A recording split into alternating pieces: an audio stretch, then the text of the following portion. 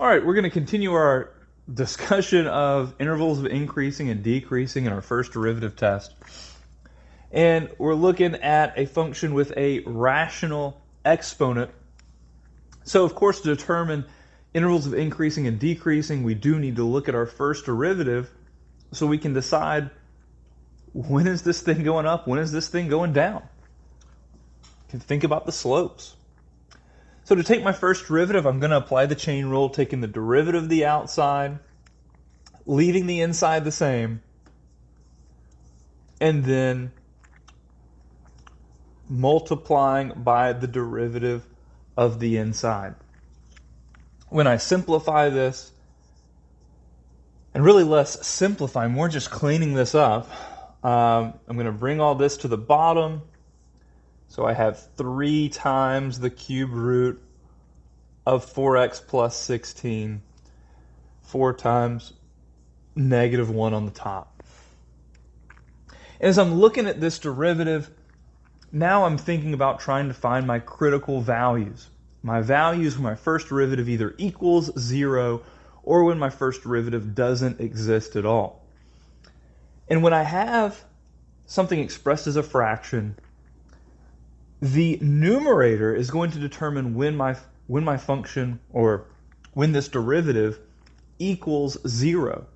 And since the numerator never equals 0, the numerator is always negative 4, well, our derivative will never equal 0. So then we move on to looking for when our first derivative doesn't exist.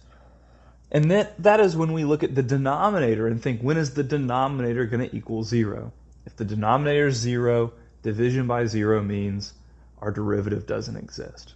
So when does our denominator equal 0? Well, think right there, if x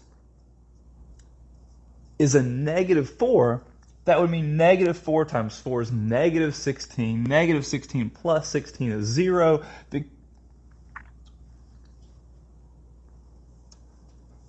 You know what? In my quickness of cleaning up the derivative, I left out that 2 right there. So if you were screaming at me, that is a power of 2/3 cubed root of all of this being squared. It doesn't change the fact that right here, if x is a negative 4, negative 4 times 4 is negative 16 plus 16. 0, 0 squared is 0. The cube root is 0. 0, 0 times 3 is 0. And negative 4 divided by 0 is 0. Negative 4 divided by 0 doesn't exist. So what do we have here? Well, first, do we have any other values? Can we think of any other values that's going to make this equal 0? And I can't think of them. All right, so, and you could also take that 4x plus 16, set it equal to 0, and solve this for x.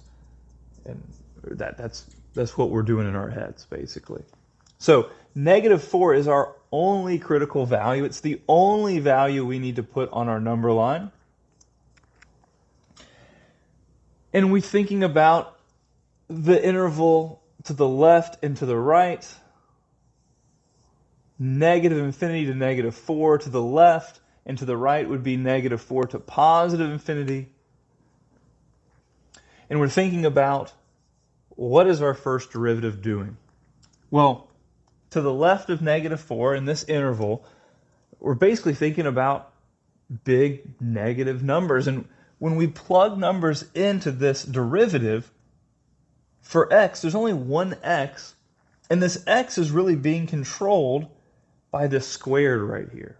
No matter what we plug in for x, when it becomes squared, so if we plug something in for x and we multiply it to 4 and we add 16, well, as long as that value is not 0, which we know what makes that value 0, if it's not 0, if it's a negative or a positive, when we square it, it becomes positive.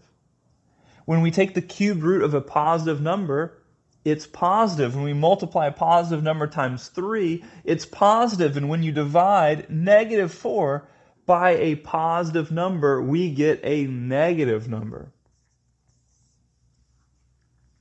So again, to follow my logic, it wasn't just any negative number. I was talking about any number that does not make this 0.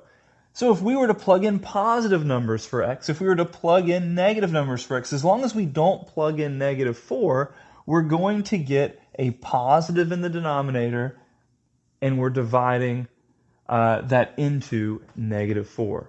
So in both cases, our first derivative is less than 0. Our first derivative is negative.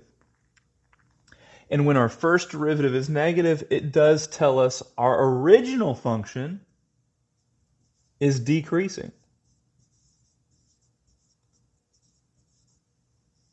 So we can see right here, y is decreasing on the interval from -infinity to -4. And over here, it's telling us that y is decreasing